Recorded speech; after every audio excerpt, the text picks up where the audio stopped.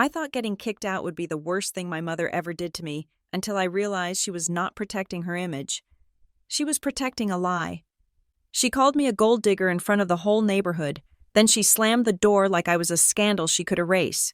But when 2 helicopters dropped out of the sky and landed behind her house, suddenly everyone wanted to know my name. And my mother? She finally looked at me like she had just recognized the daughter she had been trying to erase. My name is Elise Marquette, and my 29 years of existence in the pristine, manicured world of Redwood Falls effectively ended with the sound of cheap polyester scraping against concrete. My suitcase did not land gently. It was hurled with a violence that betrayed the carefully cultivated elegance of the woman standing in the doorway. It tumbled down the 3 brick steps of the front porch, coming to rest upside down on the walkway, one wheel spinning lazily in the cold evening air. It was a Sunday night. The streetlights had just flickered on, casting long, judgmental shadows across the neighborhood, where appearances were the only currency that mattered. Diane Marquette, my mother, stood in the frame of the front door. The hallway light haloed her silhouette, making her look almost angelic, provided you could not see the snarl twisting her features.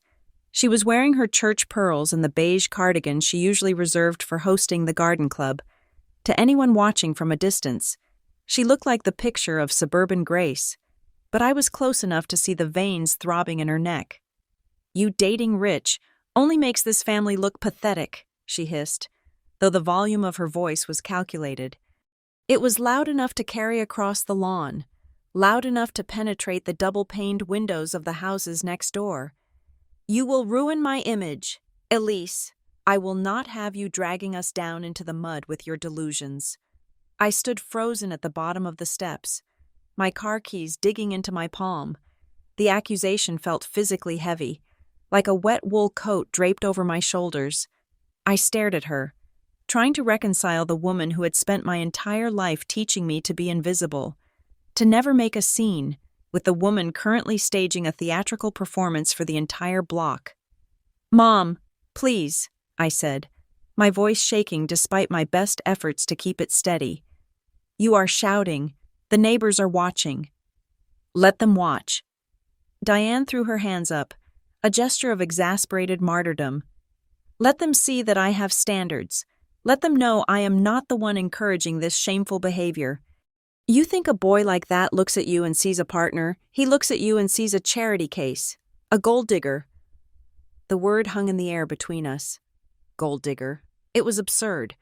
I worked 60 hours a week at Breyer and Holt Communications. I paid my own rent.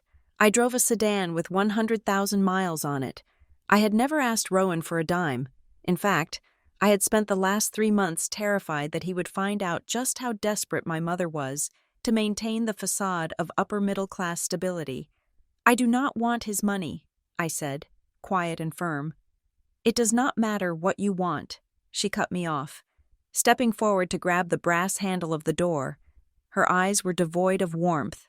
They were cold, hard stones. "You do not belong here anymore. Not if you are going to turn our lives into a spectacle for your own vanity." She slammed the door. The sound was like a gunshot. It echoed off the siding of the house across the street. The vibration seemed to rattle the windows in their frames.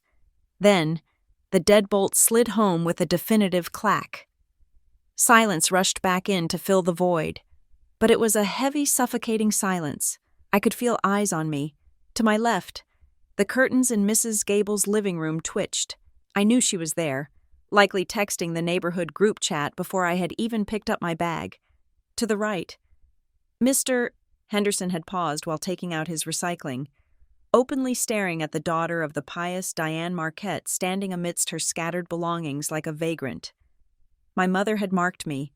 She had deliberately branded me as the problem, the black sheep, the chaotic element that had to be exorcised to save the host body. I walked over to my suitcase and righted it. The handle was scuffed. I felt a stinging sensation behind my eyes, but I refused to cry. Not here, not on this stage she had built. I dragged the bag down the driveway toward my car. The wheels rumbled over the pavement, a lonely sound in the night.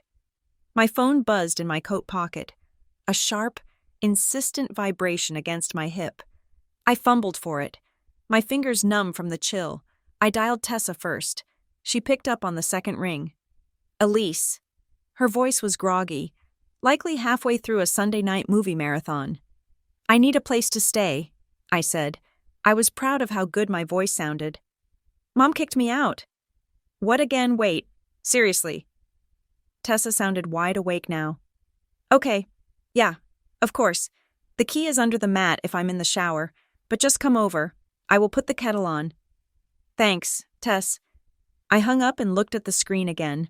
There was a text message waiting for me. It was from Rowan. He must have sensed something. Or maybe I had sounded stranger than I thought when I texted him earlier to say dinner was going badly. I am coming. Do not be afraid. I stared at the words. He was coming. He did not care about the drama or the screaming or the neighbors, but the thought of him rolling up to this house in his car, or worse, facing my mother right now, made my stomach turn. I quickly typed back, I'm leaving now. Meet me at Tessa's. I reached my car and popped the trunk, heaving the suitcase inside. Before I got in the driver's seat, I paused. I looked back at the house one last time. It was a beautiful house, a colonial revival with perfect shutters and a wraparound porch that screamed American dream. The lights were warm and inviting in the windows. Inside, my brother Grant was probably pouring himself another glass of wine, relieved that the lightning rod had been struck so he could remain safe and dry. My father was likely staring at the television, turning the volume up to drown out the guilt, and my mother was probably peeking through the peephole, making sure the trash had truly been taken out.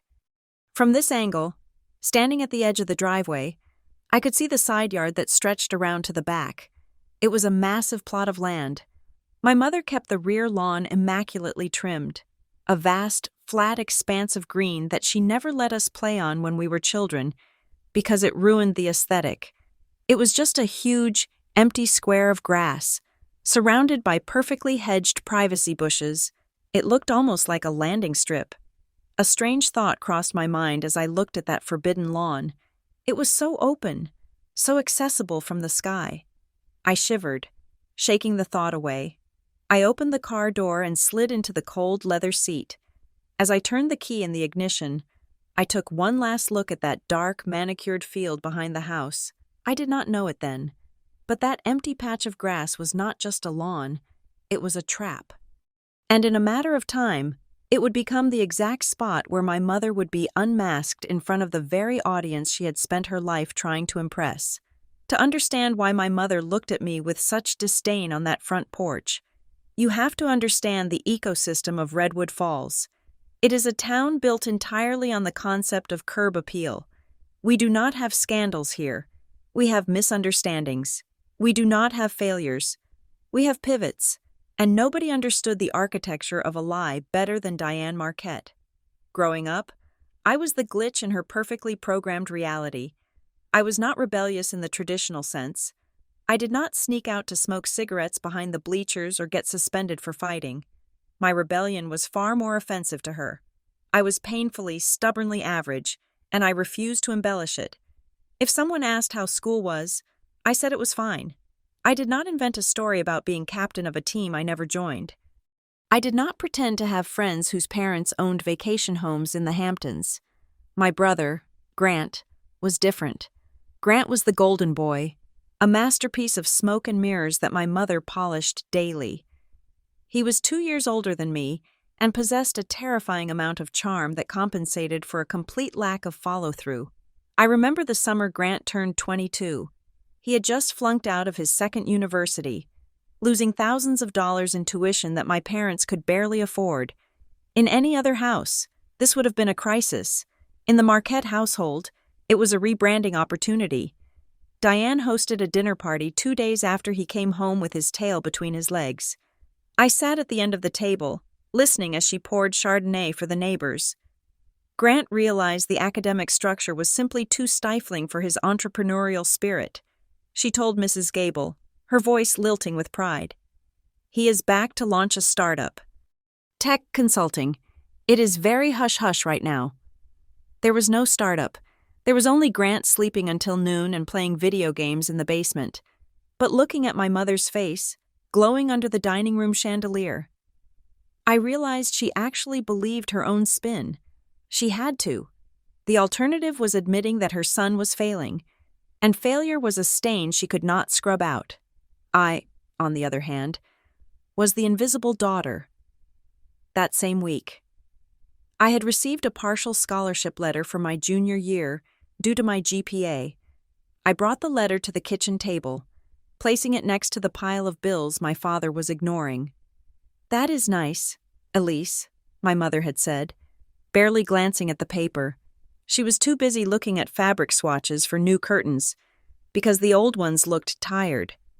"It covers 40% of the tuition," I told her, trying to force a reaction.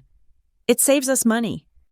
"Well, just make sure you maintain it," she replied, dismissing me with a wave of her hand.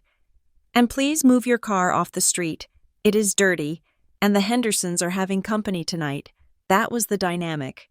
Grant's failures were celebrated as potential, while my successes were treated as baseline expectations. Unworthy of applause, I was the safe bet, the steady horse, the one she did not have to worry about. So she simply stopped seeing me.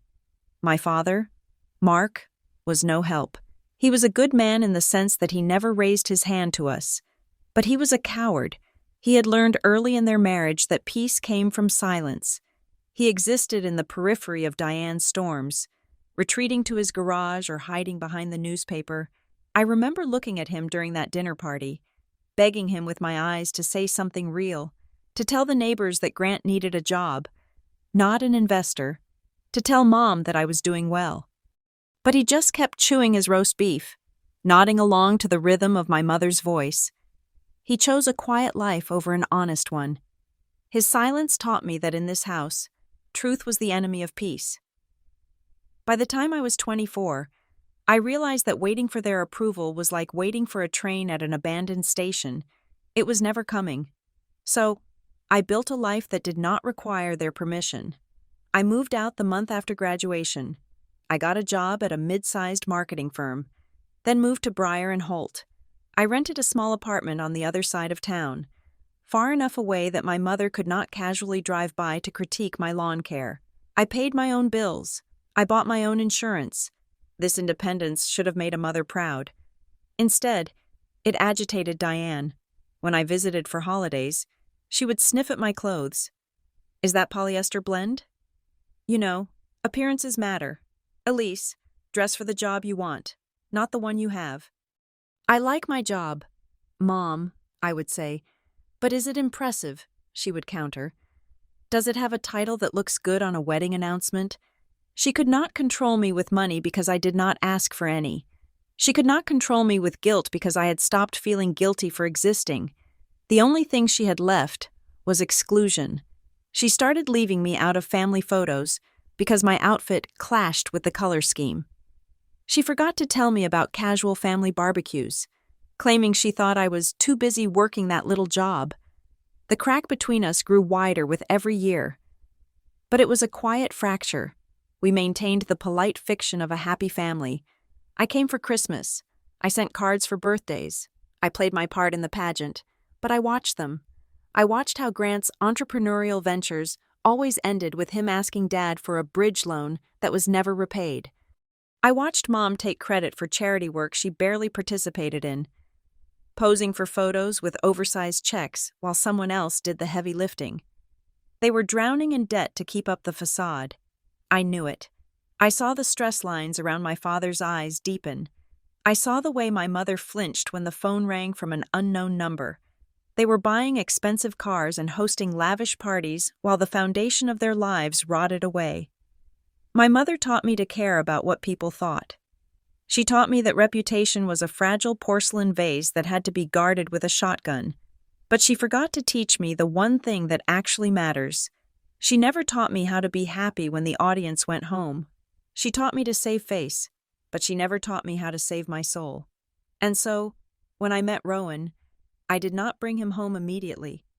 I kept him a secret, not because I was ashamed of him, but because I wanted to protect something pure from the corrosive touch of my mother's judgment.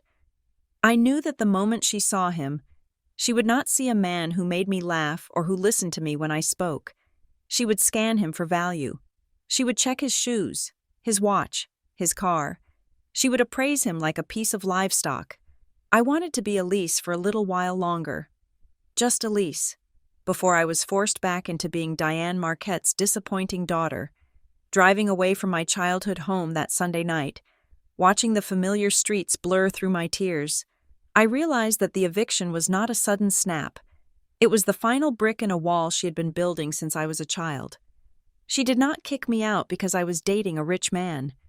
She kicked me out because I had finally brought something into her world that she could not spin, could not control, and could not lie about. I was the only thing in her life that was real, and that made me her greatest threat. There is a profound irony in how I earn my living. I work as a senior account manager at Breyer & Holt Communications, a firm that specializes in crisis management and reputation repair. My entire career is built on the art of spinning the truth. When a local bakery gets hit with a health code violation, I am the one who drafts the press release about their renewed commitment to excellence. When a CEO of a regional bank tweets something insensitive at 2 a.m, I am the one who ghostwrites the apology. I am paid to protect the images of strangers. I am an expert at smoothing over cracks, hiding blemishes, and presenting a polished surface to the world. Yet, in my own life, I was the unfixable stain. No matter how much PR magic I possessed, I could not spin my own existence into something Diane Marquette found acceptable. I met Rowan Lockridge on a Tuesday evening in October. It was at a community fundraiser for the local library, the kind of event where people paid $100 a plate to eat rubbery chicken and pretend they cared about literacy rates. I was there on assignment, managing the press check-in table for a client who was sponsoring the wine bar. My feet were throbbing. I had been standing in 3-inch heels for 4 hours, smiling until my face muscles twitched. The room was full of the usual Redwood Falls crowd, men in suits that were slightly too tight and women scanning the room to see who was talking to whom. Then I saw him. He was standing near the back of the room, leaning against a pillar. He was not wearing a tuxedo. He was wearing a dark charcoal suit, no tie, with the top button of his shirt undone. In a room full of peacocks trying to outshine each other, he looked like a hawk at rest. He was not scanning the room. He was just watching, sipping a glass of sparkling water. I found myself escaping the check-in desk for a moment of air near the back exit. He turned as I approached.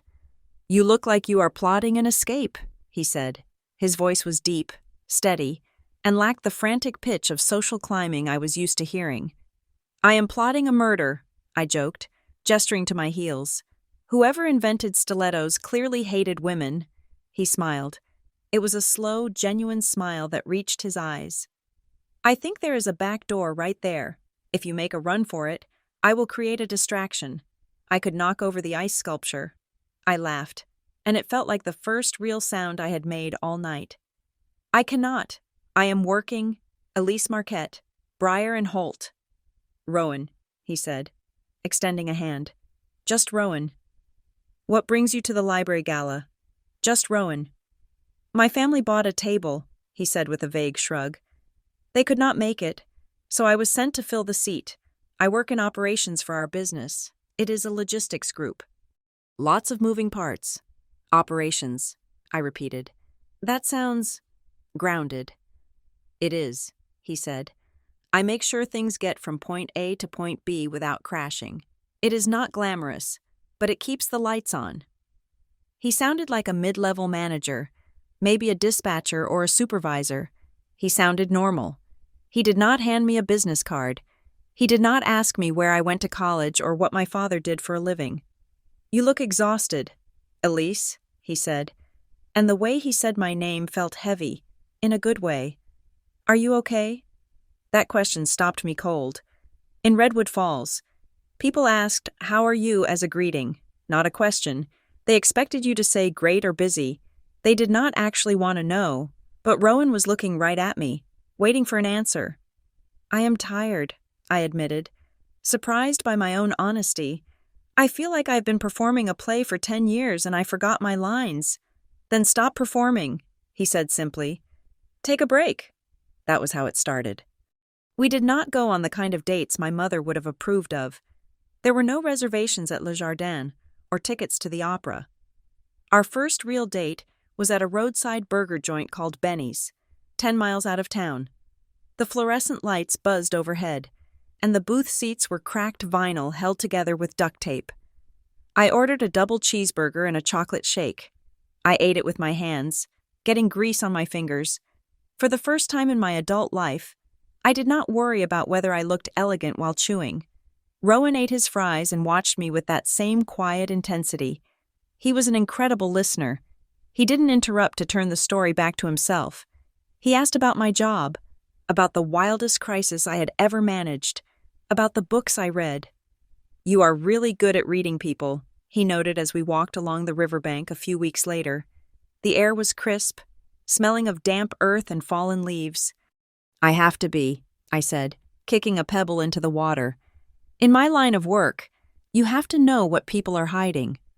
What am I hiding? He asked, teasing gently. I looked at him. He was wearing a plain flannel shirt and jeans. He drove a nice SUV, but it was a few years old and had mud on the tires. He paid for dinner, but he didn't flash a platinum card. You are hiding that you are actually a secret agent, I said. He chuckled. Close. Just a guy who likes logistics. I fell for him because he was safe. He felt like a sanctuary away from the high-stakes drama of the Marquette household. But because he was safe, I found myself terrified to let him see the war zone I came from. I never invited him to my apartment when I knew my mother might call. I avoided talking about my family. When he asked about my parents, I gave vague answers. Oh, my dad is retired. My mom is active in the church. I painted a beige, boring picture because I was terrified that if he saw the cracks, the screaming matches, the financial lies, the obsession with image, he would run. I thought I was protecting him. I thought I was protecting us. One night, about 2 months in, we were sitting in his car parked overlooking the valley. The radio was playing soft classic rock. The heater was humming. It was raining outside, blurring the lights of the town below into smears of gold and orange. You know, he said softly, staring out the windshield. You tense up every time your phone buzzes. You think I do not notice, but I do. I froze. It is just work. It does not work, he said. He turned to face me. The dashboard lights cast shadows across his face. Elise, I do not care if your family is crazy. Everyone has crazy families. You do not have to curate yourself for me. You do not understand, I whispered. My mother, she has this idea of who I should be, and I am not it. If you meet them, you will see me differently. You will see where I come from, and it is not pretty. Rowan reached out and took my hand. His palm was warm and rough. I am not dating your family. Elise, I am not dating your pedigree or your mother's opinion. I am dating you. The woman who eats burgers with her hands and reads 3 books a week. I am not looking for an image. I am looking for something real. I looked at him, searching for a lie, but I found none.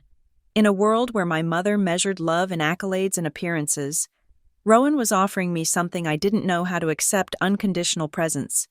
He made me believe that I could just be Elise, not Elise the disappointment, not Elise the fixer, just Elise. But as much as I wanted to believe him, a cold knot of dread remained in my stomach, because I knew Diane Marquette. I knew that she did not believe in private happiness. If she found out about Rowan, she would not see a kind man who worked in operations. She would see a threat, or worse, she would see an opportunity. I squeezed his hand back, grateful for the warmth, unaware that the clock was already ticking down to the moment my 2 worlds would collide. The downfall began with a rental car. It was a Sunday afternoon, just hours before the suitcase incident. Rowan's usual SUV was in the shop for routine maintenance, so the dealership had loaned him a sedan. It was a black luxury model, sleek and understated, but in a town like Redwood Falls where everyone drove domestic trucks or mid-range crossovers, it glided down the street like a panther entering a petting zoo. I had let my guard down. We had spent the afternoon at a vineyard 40 minutes north, and I was feeling floaty. happy, and dangerously optimistic. I let him pull into the driveway. I let him lean across the console and kiss me goodbye. When I stepped out of the car, I turned to wave. That was when I saw her. Diane was standing by the rose bushes, holding a pair of shears. She was not pruning. She was staring at the retreating taillights of the car. Her eyes narrowed with the precision of a sniper calculating wind distance. She did not wave at me. She simply turned and marched into the house. I should have known then.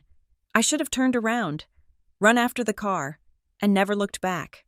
By the time dinner was served at 6 o'clock, the atmosphere in the dining room was toxic enough to peel the wallpaper. We had guests that night, the Parkers, a couple my mother was trying to court for a donation to the church renovation fund. My brother Grant was there too, wearing a polo shirt that cost more than my weekly grocery budget, swirling a glass of red wine like a Bond villain. My mother brought out the roast chicken with a smile that didn't reach her eyes. She waited until Mrs. Parker had taken her first bite before she pulled the pin on the grenade. "So, Elise," she said, her voice light and conversational, "who was the gentleman in the German luxury car this afternoon? A client?" I froze, my fork hovering halfway to my mouth. "Just a friend, Mom." "A friend," she repeated, tasting the word like spoiled milk. "He must be a very good friend to drive a car that retails for $90,000. I noticed the rental sticker. Who rents a car like that just for a Sunday drive?" Grant snorted into his wine glass. "Probably someone trying to look richer than they are, or a drug dealer." "His name is Rowan," I said, keeping my voice level. "He works in logistics." "Rowan," my mother said, dropping the name onto the table like a judge delivering a verdict. "Rowan Lockridge." My blood ran cold. I had never told her his last name. "I have my ways, Elise," she said, answering my unasked question. She dabbed the corner of her mouth with a linen napkin. "You know, when I saw the car, I was curious. A car like that in our driveway invites talk. So I made a few calls. I checked the alumni network. I did a little digging online." She looked at the Parkers, performing her concern perfectly. "It turns out, our Elise has been hiding a secret. Her friend isn't just in logistics. His family owns Lockridge Aeromed Systems. They are one of the largest private aviation contractors on the East Coast." Mrs. Parker's eyes went wide. "Oh my, that is significant wealth." "It is," Diane agreed. She turned her gaze back to me, and the warmth vanished. "And that is the problem. Elise, do you have any idea how this looks? What does it look like?" I asked. "I am dating a guy. He is nice." "Nice," Diane laughed, a sharp, brittle sound. "Honey, men like Rowan Lockridge do not date girls like you because they are looking for a soulmate. They date girls like you because you are easy, because you are a novelty. And when he gets bored, he will dump you, and everyone in this town will know you were just a temporary amusement." "He is not like that," I protested, my face heating up. "You are embarrassing yourself," Grant chimed in, leaning back in his chair. "Come on, Elise, look at you. You buy your clothes at the outlet mall. You drive a Honda. You think you fit in his world. You are hunting big game with a slingshot. It makes you look desperate. A gold digger." "Grant," I snapped. "He is right," Diane said, silencing me. "I will not have it. I have spent 30 years building this family's reputation. I have worked too hard to clear a path for us to be respected in this community. If people think my daughter is chasing money she cannot possibly match, we look cheap. We look like we are grasping. I am not chasing his money." I felt tears pricking my eyes, hot and angry. I didn't even know who his family was until recently. I love him because he is kind, because he listens to me. Kindness does not pay the price of shame. "Elise," Diane cut me off. She slammed her hand down on the table, making the silverware jump. "You are walking around with a target on your back. Do you think his family will welcome you? They will investigate you. They will investigate us." And there it was. The room went silent. The Parkers looked down at their plates, suddenly very interested in their roasted potatoes. I looked at my mother, really looked at her. I saw the sweat beading on her upper lip. I saw the genuine terror in her eyes. She wasn't afraid of me getting my heart broken. She wasn't afraid of the neighbors thinking I was a gold digger. That was just the cover story. She was afraid of the Lockridges. People with that kind of money didn't just accept new in-laws blindly. They had lawyers. They had private investigators. They ran background checks. If I became serious with Rowan, his world would inevitably collide with ours. And if powerful, wealthy people started looking closely at the Marquette family finances, what would they find? They would find the loans. Grant never paid back. They would find creative accounting in the charity funds my mother managed. They would find the house of cards she had built on a foundation of debt and deceit. "You are scared," I said softly. "I am protecting this family." Diane hissed. She stood up, towering over me. "I am giving you a choice. Elise, tonight, you either end it with this boy, tell him you are not interested, tell him it was a mistake, or you pack your bags." "Mom," Grant warned, looking at the guests. "No," Diane said, her voice shaking. "I will not let her drag a spotlight onto this house that we cannot control. You break up with him, Elise, or you get out. I will not let you ruin my image." I looked around the table. My father was studying his wine glass, refusing to meet my eyes. Grant was smirking, enjoying my humiliation, but oblivious to the real danger Mom sensed. The Parkers were terrified. I stood up. My legs felt shaky, but my mind was suddenly crystal clear. "I am not breaking up with him," I said, "and I am not the one ruining this family's image. You are doing a fine job of that all by yourself." "Get out!" Diane screamed, pointing to the door. "Get your things and get out." That was the moment the dinner ended and the nightmare began. But as I walked toward the stairs to pack the suitcase that would soon be thrown down the porch steps, I realized something important. My mother was not fighting for her dignity. She was fighting for her survival. She knew that the truth was coming, and she was willing to sacrifice her own daughter to keep it buried in the dark a little longer. She just didn't realize that by kicking me out, she wasn't stopping the exposure. She was accelerating it. The first 48 hours after being evicted were a blur of adrenaline and humiliation. I spent the first night on Tessa's beige sectional sofa, staring at the ceiling fans spinning in the dark, listening to the unfamiliar creaks of her apartment building. My suitcase sat in the corner like a sullen guest, bursting with the clothes I had managed to grab before Diane threw them onto the porch. I tried to go to work on Monday morning as if my entire life had not just imploded. I put on my best blazer, applied an extra layer of concealer to hide the dark circles under my eyes, and walked into Breyer and Holt Communications. I told myself I was a professional. I told myself that my mother's drama stopped at her property line. I was wrong. Diane Marquette did not just burn bridges. She salted the earth so nothing could ever grow there again. By lunch, I realized the narrative had already beaten me to the office. I was in the break room making coffee when I overheard two of the junior associates whispering near the vending machine. "I heard she had a breakdown," one whispered. "Her mom had to ask her to leave because she was stealing from them." "Seriously? She seems so normal," the other replied. "It is always the quiet ones. Apparently, she is in serious debt and tried to bring some rich guy home to pay it off." I stood there, gripping my mug until my knuckles turned white. My mother was not just kicking me out. She was dismantling my credibility. She was painting a picture of an unstable, money-hungry daughter to justify her own cruelty. If anyone asked why I was gone, she could simply sigh and play the victim of a troubled child. It was a masterclass in spin, the kind of strategy I used for clients, weaponized against me.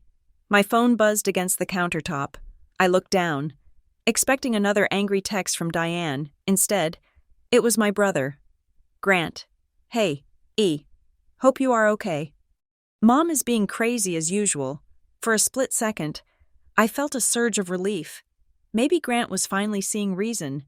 Maybe he was going to stand up for me. I typed back, "I am staying at Tessa's. It is a mess. Grant." 3 bubbles appeared. then disappeared, then appeared again. Yeah, totally. Listen, since you are out, maybe it is better this way for a bit. Let things cool down. But hey, are you still seeing Rowan? I have this pitch deck for the tech consulting firm I was telling you about. If you could just get me 5 minutes with him, or maybe his dad. Just an intro. We could split the finder's fee. I stared at the screen, a cold laugh bubbling up in my throat. He did not care that I was homeless. He did not care that our mother was destroying my reputation. He just wanted access to the wallet he thought I had unlocked. Go to hell. Grant, I typed, then deleted it. I simply blocked his number. I left work early, feigning a migraine. I could not sit there managing other people's crises while mine was spiraling out of control. Back at Tessa's, I started going through the few boxes of documents I had kept in my trunk for years: birth certificate, social security card, old tax returns. I needed to make sure I was completely severed from them financially. That was when I found it. It was a photocopy of a grant application from 3 years ago for the Redwood Heritage Foundation, a small charity my mother chaired. I had helped her format the document one weekend when she claimed her laptop was broken. I flipped through the pages, my eyes scanning the fine print. There, on the bottom of page 4, was a list of board officers: Diane Marquette, President; Grant Marquette, Secretary; Elise Marquette, Honorary Treasurer. I stopped breathing. I had never agreed to be treasurer. I had never attended a board meeting. I had never signed a single check. But there was my name, listed as a fiduciary officer for a nonprofit organization. Panic, cold and sharp, spiked in my chest. If Diane was mishandling money, and given Grant's constant need for bridge loans and Diane's obsession with appearances, it was a near certainty I was legally liable. She had used me as a shield. If the ship went down, I was listed as one of the captains. I grabbed my phone and dialed my father.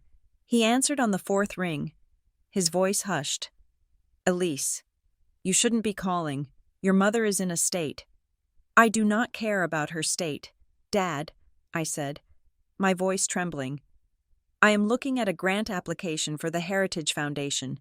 Why am I listed as treasurer?" There was a long silence on the other end of the line. I could hear the faint sound of the television in the background, the canned laughter of a sitcom mocking my reality. "Dad." "It was just for the paperwork, Elise," he said, his voice pleading. "We needed 3 officers to qualify for the state matching funds. It didn't mean anything. You know how your mother is with forms. She just filled in the blanks." "That is fraud." "Dad," I shouted, causing Tessa's cat to bolt from the room. "She forged my consent. Do you realize what happens if the IRS audits that fund, or if a donor asks to see the books?"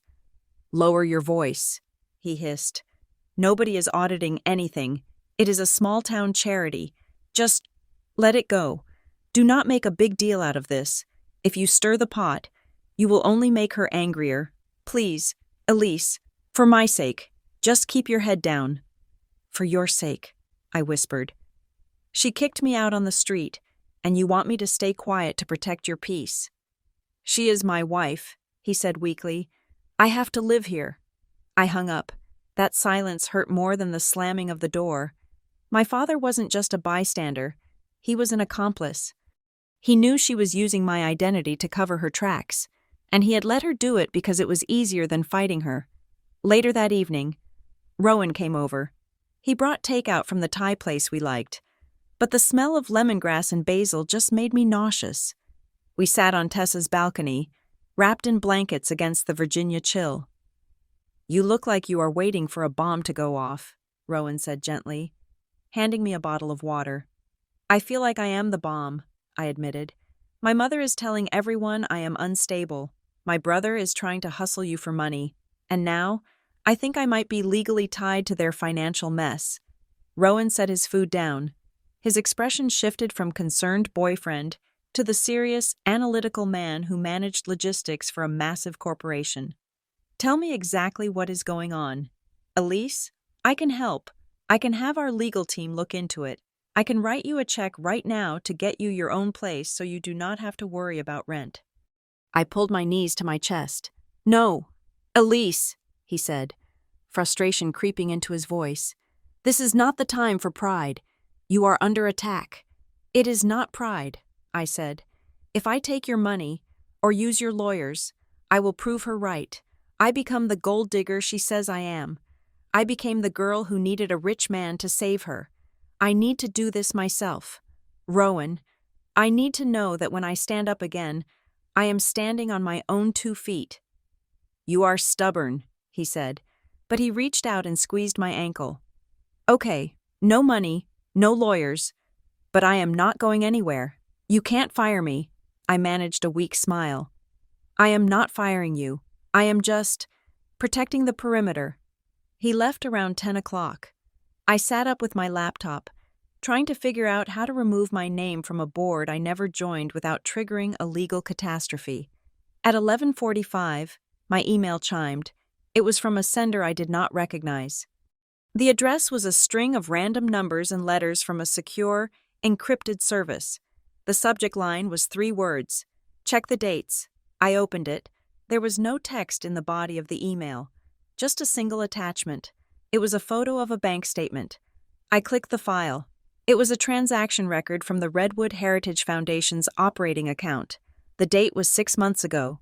A transfer of $15,000 had been made to GKM Consulting, GKM, Grant Kevin Marquette, my brother's fake consulting firm. I scrolled down. Another transfer for $8,000 to a luxury car dealership, another for $5,000 to a credit card company. My mother was draining the charity fund to pay for Grant's mistakes and her own lifestyle. She was embezzling donation money meant for the local park and the after-school reading program and funneling it into her image, and my name was on the paperwork as the treasurer. The realization hit me with the force of a physical blow. Diane wasn't terrified of the Lockridges because they were snobs. She wasn't afraid I would embarrass her with bad table manners. She was terrified because the Lockridge family ran one of the biggest philanthropic organizations in the state. If I married Rowan, or even just got serious enough to attend their galas, someone from their foundation would eventually cross-reference the local charities. They would run a standard due diligence check, and they would find this. They would find that Diane Marquette was a thief. She had kicked me out to create distance. She was discrediting me so that if I ever tried to blow the whistle, I would look like a vindictive, unstable daughter trying to hurt her saintly mother. She was not protecting her social standing. She was protecting herself from prison. I stared at the glowing screen, the numbers blurring before my eyes. I had been worried about broken hearts and neighborhood gossip. I had no idea I was standing in the middle of a crime scene. And the worst part? The person who sent the email knew it too. Someone else was watching, and they had just handed me the weapon I needed to end the war. The next morning, the air in the coffee shop felt thick, as if the humidity of a coming storm had trapped us inside. I sat across from Rowan, my laptop open between us, displaying the grainy photograph of the bank statement I had received the night before. Rowan studied the screen, his jaw set tight. The easygoing guy who ate burgers with his hands was gone. In his place was the man who managed complex logistics for a massive corporation. "I need you to tell me everything," I said, my voice low. "If I am going to fight this, I need to know exactly what I am up against. Who are you, really, Rowan?" He sighed, leaning back in his chair. "I told you my family works in logistics. That is true. But it is not trucking or shipping containers. We are Lockridge Aeromed Systems. We handle private medical transport, rapid organ delivery, and executive aviation solutions for the eastern seaboard." He paused, gauging my reaction. "The helicopters," he continued. "They are not toys. Elise, they are tools. We use them to move trauma teams to accident sites or to get CEOs to meetings when the highways are gridlocked. When I said I work in operations, I meant I manage a fleet of 30 aircraft that have to be maintained to FAA standards every single day. The reason I never talked about it is because people hear private aviation and they stop seeing a person. They see a checkbook." "And the 2 helicopters my mother is so terrified of?" I asked. "Transport units," he said. My father and grandmother use them to commute from the headquarters in Richmond. It is efficient, but to your mother, it represents a level of scrutiny she cannot survive. I turned the laptop around so the screen faced him fully. Look at this transfer. $15,000 to GKM Consulting. That is my brother, Grant Kevin Marquette. My mother is funneling charity money into a shell company to pay off his debts. Rowan did not look surprised. That was what scared me the most. He looked resigned. I have seen this before, he said quietly. What do you mean? 6 months ago, Rowan said, locking eyes with me. My grandmother, Evelyn, was looking for local outreach programs in Redwood Falls to support. We like to diversify our charitable giving in the towns where we operate hubs. The Redwood Heritage Foundation came up as a candidate. On paper, it looked perfect. Community-focused, long-standing leadership. My stomach dropped. You were going to fund her. We were going to write a check for $50,000, Rowan admitted. But before the Lockridge Trust releases funds, our internal audit team runs a standard background check on the recipient organization. It is just protocol. And, I whispered. And they red-flagged it within 48 hours, Rowan said. They found inconsistencies in their public filings, expenses that did not match the project descriptions, vendor payments to companies that had no physical address. My father killed the donation immediately. We did not report it because we did not have hard proof, just suspicion. We simply ghosted the organization. I felt the blood drain from my face. It all made sense. The timing aligned perfectly. 6 months ago was right when my mother's anxiety had spiked.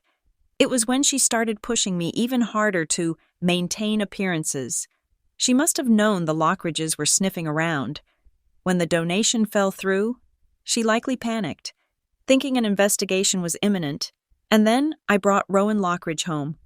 She was not afraid of me dating a rich guy, I realized, my voice trembling. She was afraid of me bringing the auditors back to her front door. She knew if I got close to you, your family might take a second look at why they rejected her charity. She kicked me out to sever the link. Exactly, Rowan said. She is not protecting her image. Elise, she is protecting her freedom. This is embezzlement, and if your name is on those documents as treasurer, she has framed you as the fall guy. I closed my eyes, a wave of nausea rolling over me. I thought about the new patio furniture she bought last spring, the expensive wine she served at dinner parties, the way Grant had suddenly paid off his car loan despite not having a job. It wasn't magic. It wasn't savvy budgeting. It was theft. She had been stealing from the community she pretended to serve, using the money to paint a gold veneer over our rotting lives. I cannot just walk away, I said, opening my eyes. If I disappear, she wins. And when this eventually blows up, and it will, I will be the one in handcuffs, because I am the treasurer on record. We are not going to let that happen, Rowan said firmly. But you cannot fight her with emotion. You have to fight her with data. Do you have access to the actual ledger, not just a photo? No, I said, but I think I know who does. I opened the anonymous email again. I had been too upset to analyze it closely the night before. But now, looking at the syntax, something felt familiar. The email used the phrase fiscal irresponsibility. It was a specific, dry term. Then I saw the follow-up message that had arrived while we were talking. Do not let her get away with it. I tried to stop her 2 years ago, and she destroyed my reputation at the country club to silence me. She called me senile. She pushed me off the board. You are the only one she let inside the circle. Elise, check the vendor list for Marquette events, I gasped. I know who this is. Who? Rowan asked. Sylvia Vance? I said. She used to be Mom's best friend. She was on the board for a decade. 2 years ago, they had a huge falling out. Mom told everyone Sylvia was stealing office supplies and losing her mind. She ran Sylvia out of town. Socially speaking, I never believed it, but I never questioned it either. Sylvia Vance was a meticulous bookkeeper. If anyone knew where the bodies were buried, it was her, and she wasn't sending me this information out of the goodness of her heart. She was handing me a loaded gun because she knew I was the only person who could get close enough to pull the trigger. She wants revenge, I said. She is using me to take my mother down. Does it matter what her motive is if the information is true? Rowan asked. I looked out the window at the passing cars. People going to work. People living honest lives. My mother had spent 29 years teaching me that the truth was flexible, that reality was whatever you could convince people to believe. But she had forgotten that math does not lie. Bank transfers do not lie. No, I said, shutting the laptop with a snap. It does not matter. My mother set me up. She put my name on those papers to save herself. She was willing to let me go to prison for her vanity. I looked at Rowan. I am not going to sue her for emotional distress. I am not going to scream at her on the lawn. I am going to audit her. I am going to expose every single cent she stole, and I am going to do it before she can destroy anyone else. Rowan nodded, pulling his phone out. Then we need a forensic accountant. And lucky for you, Lockridge Aeromed Systems has the best legal department in Virginia. If we are going to do this, we do it by the book, no shadows, no secrets. One condition, I said. We do not pay her back. We do not cover for her. If the money is gone, she faces the consequences. I am done being her human shield. Rowan reached across the table and took my hand. Deal. I felt a strange sense of calm settle over me. It was the calm of a soldier who finally saw the enemy clearly. My mother thought she had cast me out into the wilderness. She didn't realize she had just freed me to burn the forest down. The shift in strategy happened on a Thursday morning. 3 days after I received the anonymous email, my phone rang, displaying the one name I had conditioned myself to dread mother. I stared at the screen, letting it buzz against the desk of my temporary workspace in Tessa's living room. When it finally stopped, a voicemail popped up immediately. I pressed play, expecting venom. I expected a demand to return the spare key or a threat about the neighbors talking. Instead, Diane Marquette's voice poured out like warm honey. "Elise, darling," she cooed, the static of the recording unable to mask the terrifying sweetness of her tone. "I have been doing some thinking. We were both so emotional on Sunday. I hate that we left things so frayed. We are a family, and families forgive. Please come by later. We need to talk about the Appreciation Day event this weekend. I really want you there." I lowered the phone, a chill running down my spine that had nothing to do with the temperature. Diane Marquette did not forgive. She renegotiated. "She knows," I told Rowan, who was sitting on the floor sorting through a stack of printouts from the public records database. "She knows I've been digging into the fund. She is trying to pull me back inside the house before I can light the match." "Or she wants to assess how much you know," Rowan countered, not looking up. "It is a reconnaissance mission." "No," I said, analyzing the move with the cold detachment of a PR crisis manager. "It is damage control. If I am outside the house, I am a loose cannon. If I am standing next to her at her charity event, smiling for the cameras, I am complicit. She wants to use me as a prop to prove to the town that the rumors of a rift are false." I agreed to meet them, not because I wanted reconciliation, but because I needed to confirm the final piece of the puzzle. I needed to see the physical ledger. I drove to the house at 4 p.m. The driveway was empty of luxury rentals today. Only my father's sedan sat there, looking tired and dusty. When I walked in, the house smelled of lemon polish and desperation. Grant was the first to greet me. He was leaning against the banister, wearing a smile that looked like it had been practiced in a mirror. "Hey, sis," he said, coming forward to offer a hug that felt more like a pat-down. "Glad you came to your senses. Mom has been a wreck." "I am sure she has," I said, stepping out of his reach. "Where is she?" "Kitchen. Prep work for Saturday," Grant said. He lowered his voice, leaning in with a conspiratorial wink. "So, hey, I looked up Lockridge Aeromed. Impressive stuff. I didn't realize they were that big." "Does Rowan have much pull with the venture capital side of the family trust? I have been tweaking that pitch deck I told you about." I looked at him, my brother. The golden boy. and felt nothing but pity. He was standing on the deck of a sinking ship, trying to sell tickets to the lifeboat. "Rowan is not an ATM, Grant," I said flatly, "and you should be worrying less about pitch decks and more about jail time." Grant's smile faltered, just for a second, before he laughed it off. "Always the drama queen. You take everything too seriously." I left him there and walked into the kitchen. Diane was arranging flowers in a vase, snapping the stems with aggressive precision. When she saw me, she didn't apologize. She didn't mention the suitcase or the screaming. She simply gestured to the island. "There you are. I need you to wear the blue silk dress on Saturday. The Gazette is sending a photographer, and blue photographs well on you. It makes you look trustworthy." "Trustworthy," I repeated. "Is that the theme?" "The theme is family and future," she said, jamming a hydrangea into place. "I want you standing to my right when I give the speech. I want people to see that despite your little, rebellious phase, you are still a Marquette. It will put the whispers to rest." "And if I don't come?" I asked. Diane stopped. She turned to me, and the mask slipped.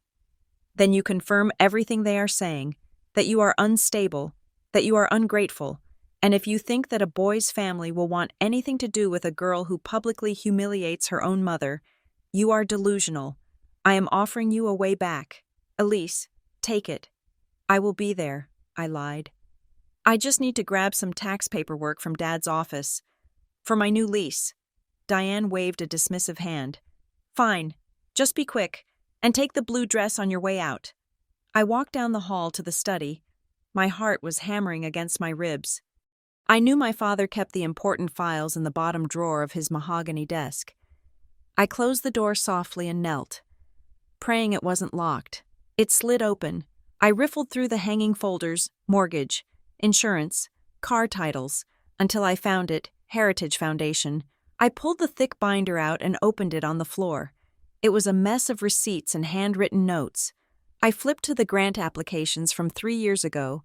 I found a page listing the officers. It was my name, and next to it, my signature. But it wasn't ink. I ran my thumb over the paper. It was smooth. I looked closer.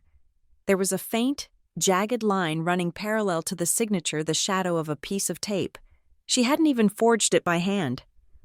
She had cut my signature out of an old birthday card or a permission slip, taped it onto the document, and photocopied it. It was lazy. It was arrogant. It was the work of someone who believed she would never, ever be questioned. "Elise," I jumped, slamming the binder shut.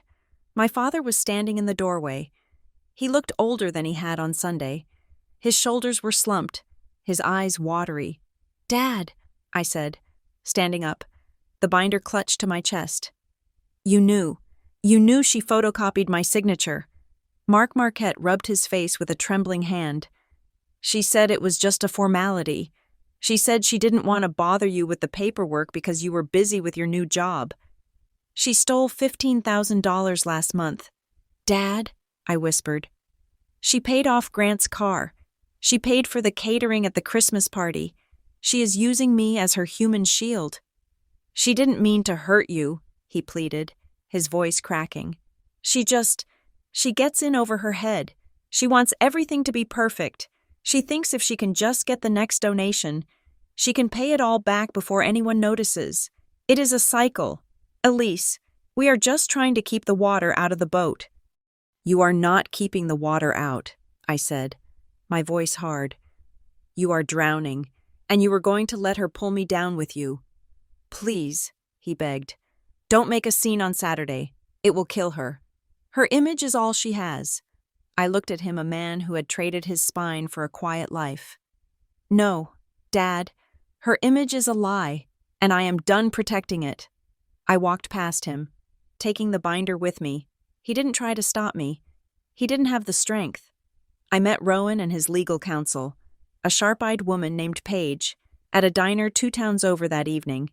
I placed the binder on the table. "It is all there," I said. "The cut-and-paste forgery, the transfers to Grant, the fake vendor invoices." Paige flipped through the pages. her expression grim. "This is substantial. We have enough to file a report with the Attorney General right now. We could have police at her door by morning." "No," I said. Rowan looked at me, surprised. "Elise, she committed a felony against you. Multiple felonies. If we send the police now, she will spin it," I said, my mind working through the PR angles. "She will cry to the neighbors that her ungrateful daughter called the cops over a misunderstanding. She will play the victim. The town will be divided. Grant will lie for her. Dad will stay silent."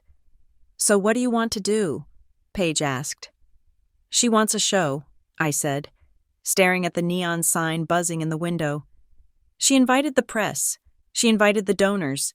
She wants to stand on a stage and present the perfect Marquette family to the world." I looked at Rowan. "You said your grandmother, Evelyn, runs your family foundation." "Yes," Rowan nodded slowly. "Does she hate fraud as much as you do?" "She hates it more," Rowan said, a small smile touching his lips. "She is a terrifying woman when she is crossed." "Good," I said. "Bring her. Bring the auditors. Bring the lawyers. Diane wants me to stand next to her on Saturday, I will. But I am not going to be her prop. I am going to be the prosecutor." "This will be public," Rowan warned. "It will be messy. Are you sure you want to do this to your mother in front of the whole town?" I thought about the suitcase on the porch. I thought about the gold digger whispers at the office. I thought about my signature, cut and taped like a kindergarten art project, binding me to a crime I didn't commit. "She doesn't fear the law, Rowan," I said quietly. "She thinks she can charm a judge. She thinks she can talk her way out of an indictment. What she fears is the audience seeing the zipper on the back of the costume. She would rather destroy me than step out of the spotlight." I leaned forward. "So we are not going to turn off the lights. We are going to turn them up. We are going to make it so bright she has nowhere to hide." The conference room at Carter and Wren Council smelled of mahogany and cold, aggressive competence. It was a stark contrast to the lemon-scented panic of my mother's kitchen. Here, there were no emotions, only exhibits. We had been there for 6 hours. The table was covered in red-line documents, bank statements, and a timeline that spanned the last 3 years of the Redwood Heritage Foundation's existence.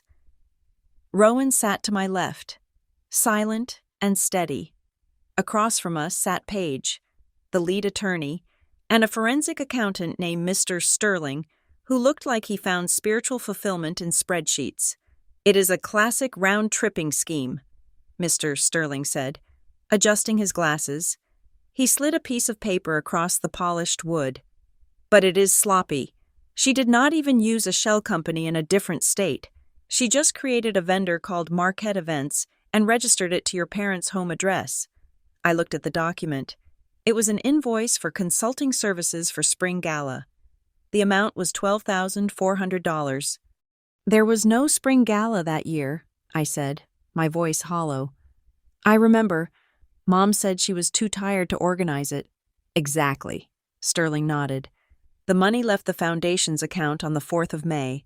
On the 5th of May, it was deposited into the Marquette Events account, and on the 6th of May, a check was cut from that account to pay off a Platinum American Express card." "Whose card?" Rowan asked. Sterling tapped a second sheet of paper. "Grant Kevin Marquette." I felt the air leave my lungs. I knew Grant was bad with money. I knew he borrowed from Dad. But this was different. This wasn't a family loan. This was theft. My mother had taken $12,000 meant for after-school reading programs and park maintenance, and she used it to pay for my brother's bar tabs and designer clothes. "There is more," Sterling continued, relentlessly. 3 months ago, $8,000 for venue deposit. It went straight to a commercial lender to service a defaulted business loan for something called GKM Tech Ventures. Again, Grant's debt. I stood up and walked to the window. The city traffic below looked like a stream of ants. I felt a wave of nausea. But it wasn't just disgust. It was a profound, heartbreaking realization of where I stood in Diane Marquette's universe. She wasn't just favoring Grant. She was cannibalizing her own morality to keep him afloat. She was willing to steal from the community, to rob children of resources, just to maintain the illusion that her son was a successful entrepreneur. And when the walls started closing in, she didn't throw Grant to the wolves. She threw me. She forged my signature to make me the treasurer, so that if the police ever came knocking, the handcuffs would fit my wrists, not his. She sacrificed me, I whispered, my breath fogging the glass. She sacrificed me to save the son who is bankrupting her. We have enough to indict her right now, Paige said, her voice cutting through the silence. But as you requested, we are holding the filing until Monday. That gives you the weekend. I do not want to destroy the family, I said, turning back to them. I just want the truth on the record. I want to sever myself from this mess so completely that she can never pull me back in. Then we need a statement, Paige said. Short, factual. If you are going to speak at this event on Saturday, you cannot be the angry daughter. You have to be the whistleblower. If you cry, if you scream, you lose. She will paint you as hysterical. I will not cry, I said. I sat back down and pulled a legal pad toward me. I will draft it now. For the next hour, I wrote. I crossed out words like betrayal and heartbreak. I replaced them with financial discrepancies and unauthorized transfers. I distilled my entire life's trauma into 3 minutes of cold, hard facts. It was the hardest thing I had ever written, because every sentence was a knife cutting the last cord connecting me to my mother. When I finished, Rowan read it. He nodded. It is perfect. It is undeniable. Then he looked at me, his expression serious. There is one more thing. Elise, I spoke to my father this morning. He briefed my grandmother on the situation. Evelyn, I asked, is she angry? Evelyn Lockridge does not get angry, Rowan said. She gets even. She was appalled that your mother used a potential partnership with our family as a cover for fraud. She is coming to the event on Saturday. My pen stopped moving.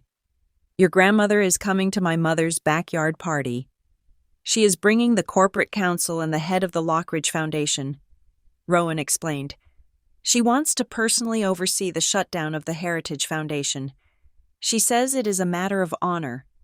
If a Lockridge was almost tricked into funding a crime, a Lockridge will be there to stop it. Rowan, I said, panic rising in my throat. People will say I brought you in as muscle. They will say I am hiding behind your family's money. I wanted to do this on my own. You are doing this on your own, Rowan said firmly. You are the one with the evidence. You are the one giving the speech. My grandmother is just the cavalry. Think of her as the witness that no one can ignore. Your mother can lie to the neighbors. She can lie to the local paper. She cannot lie to Evelyn Lockridge.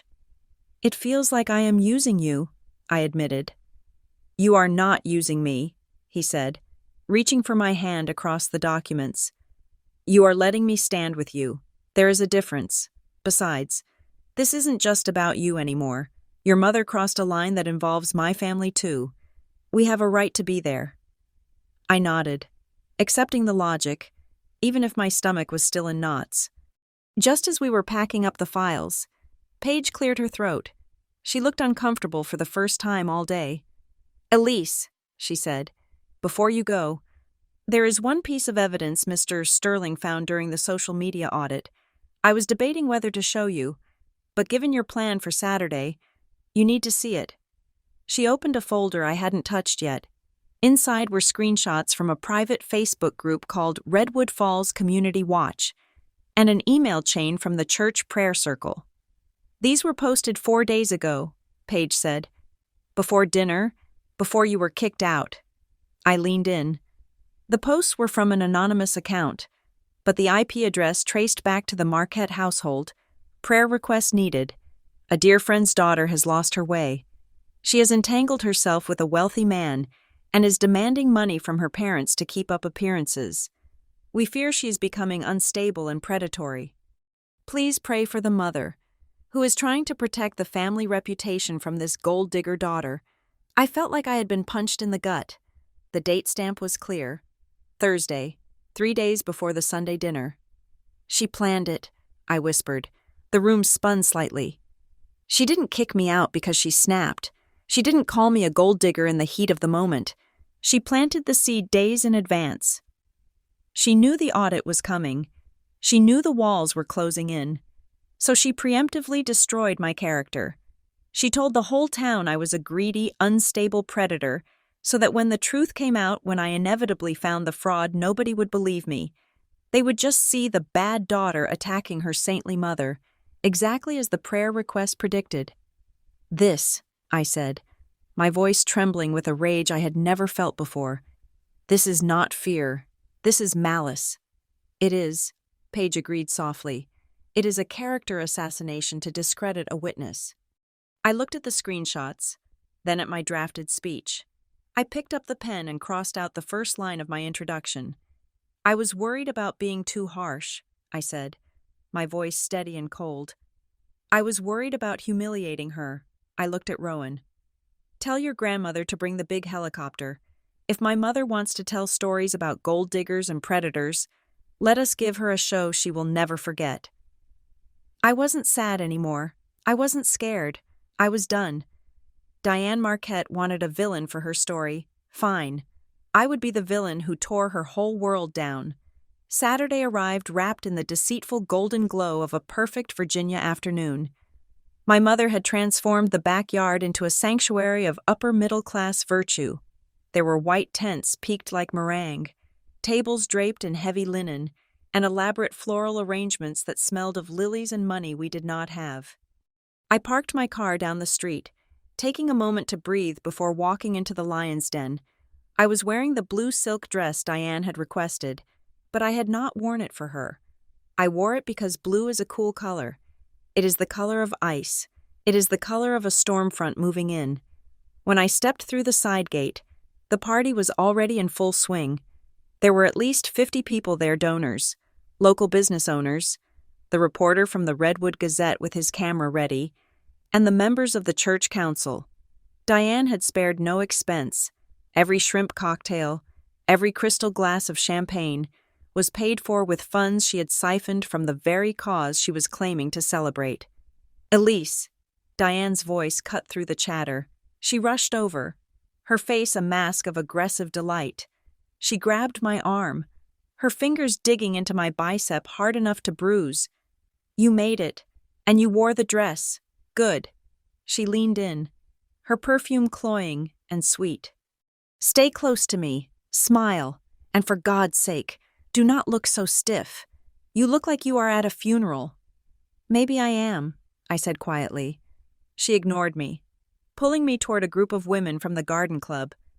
"Here she is, my daughter, back from her little hiatus. We are just so glad to have the family whole again." Grant appeared at my other elbow, holding a scotch. He looked jittery, his eyes darting toward the driveway. "Hey, eat," he muttered, forcing a smile for the neighbors. "Where is Rowan?" "You said he was coming. I have that pitch deck on a thumb drive in my pocket." I looked at my brother, sweating in his expensive suit. He was so small. His greed was so small.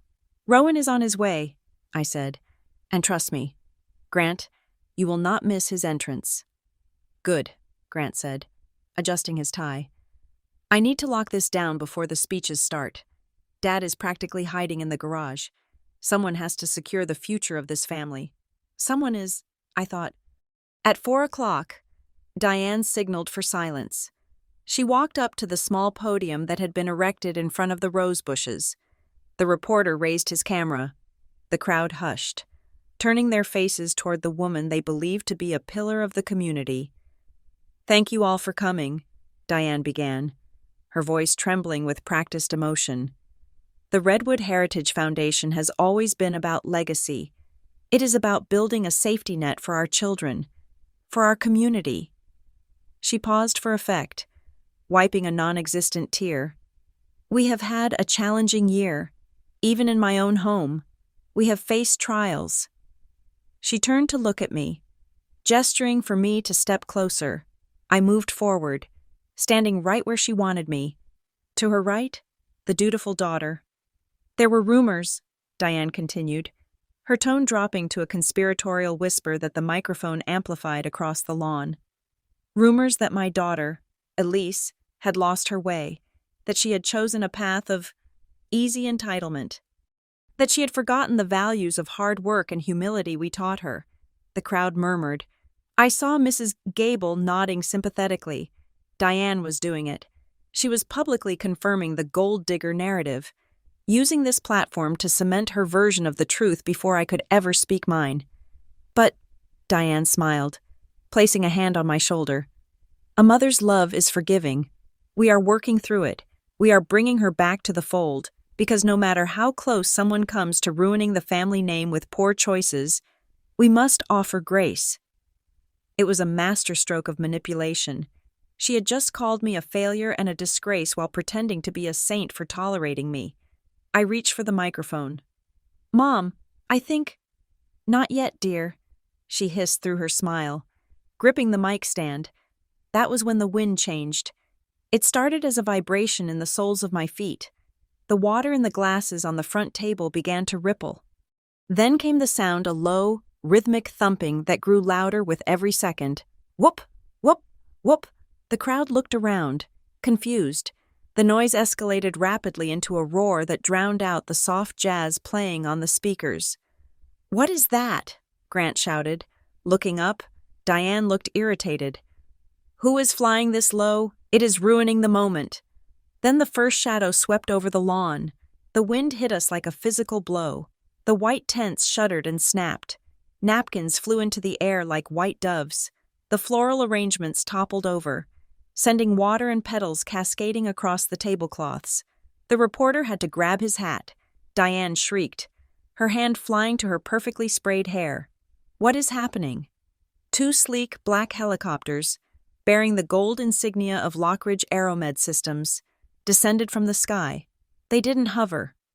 They came down with the precision of military predators, targeting the vast, manicured stretch of lawn behind the house, the very lawn I had looked at 5 days ago and thought resembled a runway.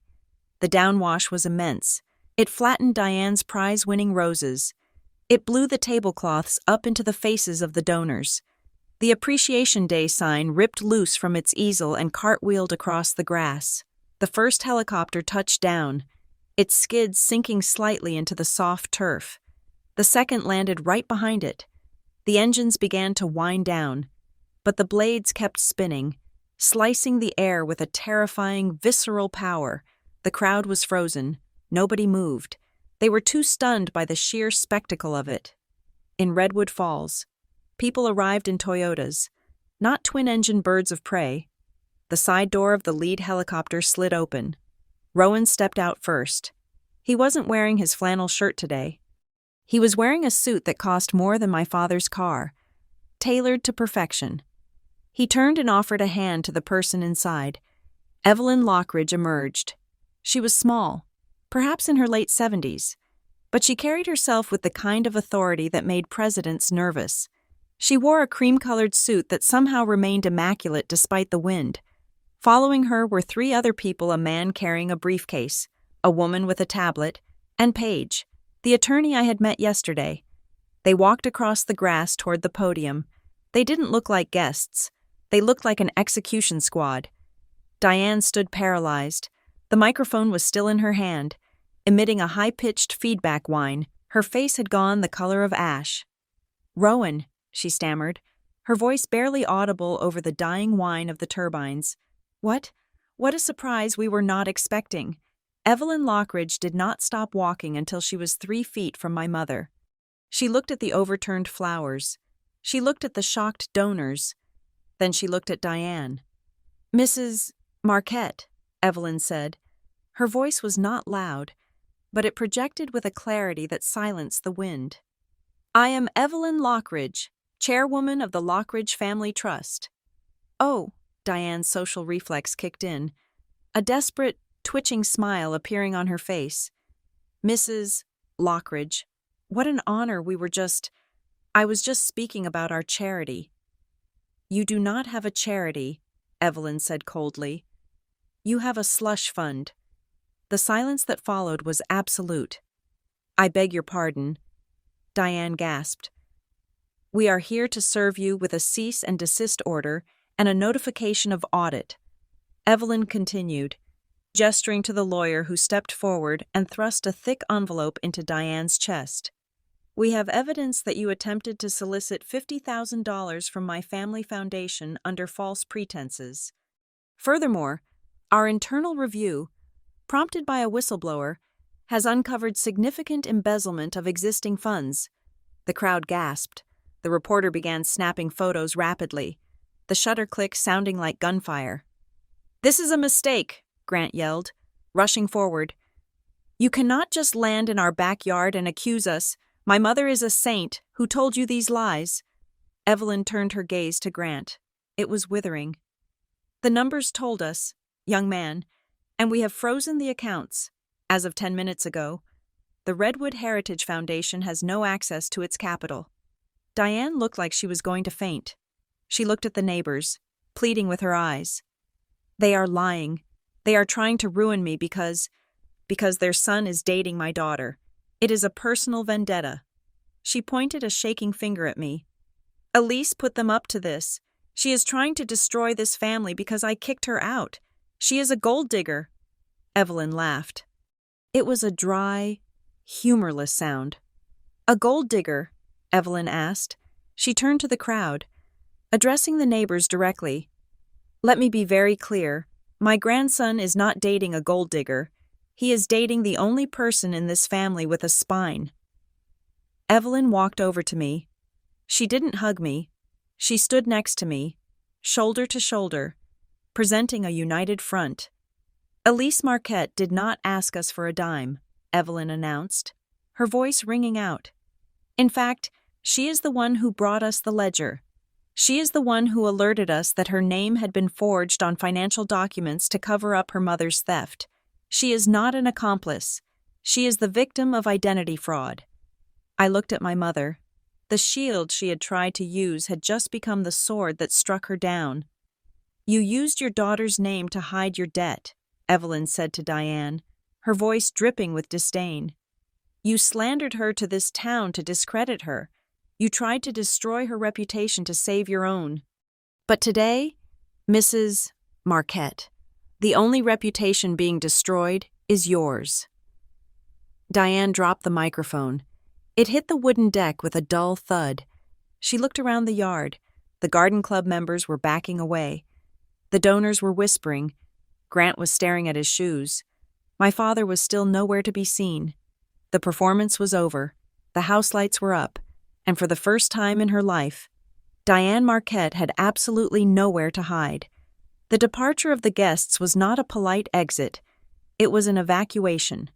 Within 5 minutes of Evelyn Lockridge's declaration, the backyard was empty of everyone except the family and the legal team. The donors had fled to their cars, clutching their purses and checking their phones, eager to distance themselves from the radioactive fallout of the Marquette name. The reporter from the Gazette was the last to leave, walking backward so he could keep snapping photos until the very edge of the property line. My mother sat on one of the white folding chairs that had remained upright. The wind from the rotors had ruined her hair, leaving it standing in stiff, lacquered peaks. She looked small. She looked old, but most terrifying of all, she looked furious. "Are you satisfied?" she spat, staring at the crushed roses at her feet. She did not look at me. "You brought strangers here to humiliate your own blood. You destroyed everything I built in 20 minutes. You destroyed it yourself, Mom," I said, standing before her. "I just turned on the lights. I was fixing it," she screamed, her voice cracking. "I was moving money around. It is what businesses do. I was going to put it back once Grant got his funding. It was a temporary solution." "It was theft," I said, "and you framed me for it." Grant, who had been pacing near the ruined buffet table, suddenly kicked a silver tray, sending shrimp flying across the grass. "This is your fault! Elise!" he yelled, his face purple with rage. "You had to dig.